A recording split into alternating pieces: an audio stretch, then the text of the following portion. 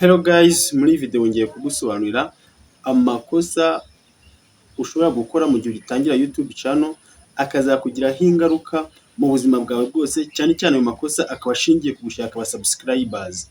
Abantu benshi bakijya kuri YouTube baba bumva bashaka aba subscribers, ni ikintu abashize imbere, dore ko nyine ari cyo kintu abasaba kugira ngo abe monetize, kuko aba subscribers bamuhereza watch time, bamuhereza views.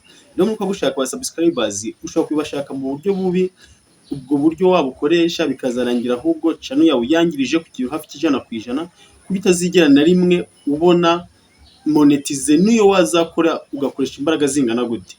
Abantu benshi iyo tugiye ku YouTube bwa mbere tuba dukeneye aba subscribers, kandi koko nibyo, kuko aba subscribers nibo badufasha kubona amasaha nk'uko maze kubivuga, kubona views nk'uko maze kubivuga. Ariko hari ikintu tugira cyitwa sub for sub, cyangwa se kubwira umuntu ngo nafunguye ka YouTube channel wampaye subscribe, ukabwira umugenzi wawe ati nafunguye ka YouTube channel wampaye subscribe, rimwe akabyemera ubundi cyangwa se ntanabyemera. Ariko yabyemera cyangwa atabyemera, ikosa ubukoze rya mbere nuko ushizemo umuntu ikintu agiye gukora kandi akagikora atagikunze. Kandi kuri YouTube kugira ngo ubashe gucuruza, ubashe kuba monetize, nuko abantu bakureba babakunda ibyo ukora.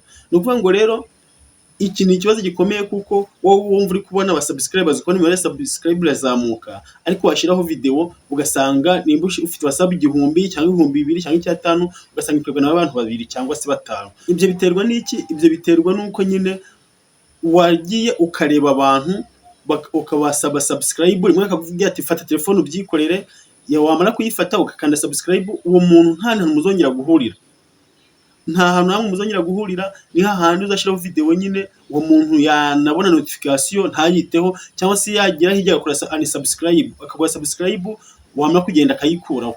Ibyo ni ikosa aba YouTuber bakora, ugasanga nyine ribangirije YouTube channel.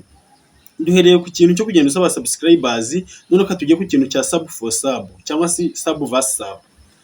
Iyo uri kubwiye umuntu ngo mpa subscribe nanjye ndayiguha, we abakeneye aba subscribers nabo bakeneye, ariko mu by'ukuri ntabwo uzi ngo YouTube channel ye ivuga kuki, nawe ntabwo azi ngo YouTube channel yawe ivuga kuki.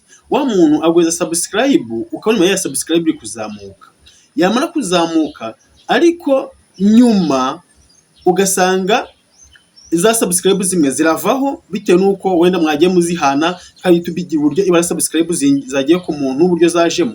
Nimba yabonye channel ya Mixmax TV yata subscribe wa wundi yayihaye nawe gasanga hari undi wayimuhaye nawe basa, tababona ko habayemo fraud, mwakoresheje uburyo bwo kwiba kugira ngo mwiyafashije undi, kabwo buryo ntabwo bwemewe ubusanzwe. Ntabwo ushaka kugira aba subscribers 10 basa wahaye nabo baguhaye. Icyo gihe bitagaragara ko nyine harimo kuzamo trick cyangwa se kuzamo uburiganya bwo kugira ngo ubashe kubona aba subscribers ariko batakunze ibintu byawe. Ikindi, nimba ngewe nkora ibi bintu bya how to, cyangwa se wenda hari ibintu nkora bijyanye na comedy, kamwe ko ndi umukomediye, noneho undi wampaye subscribe akavuga ko yigisha ikoranabuhanga, icyo gihe nimvuga ngo mpa sub nanjye nyiguhe, turazihana. Ariko ushobora kuba ntakunda comedy cyangwa ntakunda ibintu by'ikoranabuhanga, icyo gihe icyo nzariska ko ndi kubona aba subscribers, ko nashaho video nkuko nabivuze, ugasanga video yangirebwa n'abantu 5 cyangwa 10 cyangwa se 2, cyangwa se nta n'umuntu yirebye. Icyo gihe ugasanga video ya flopinze bitewe nuko abantu bagukurikira, ufite n'icyo gukurikira ko badakunda ibyo ukora. Iyo ugize amahirwe noneho rero bagumaho, hari igihe n'umuntu akwikiza ari nk'umuntu wawe nyine umujama wawe cyangwa se inshuti yawe, ukamusaba subscribe ariko akabata isi umuntu ndamuhakanira gute, Jado turaziranye ntabwo nabona ko muhakanira, akanayiguha kwekazana screenshot, ariko mu kanya wagikora ugasanga subscribe wari ufite zagabanutse. Ikibazo si byagenze bite? Wa muntu wamuhatiriye gukora subscribe kuri channel yawe ariko ntabwo abishaka.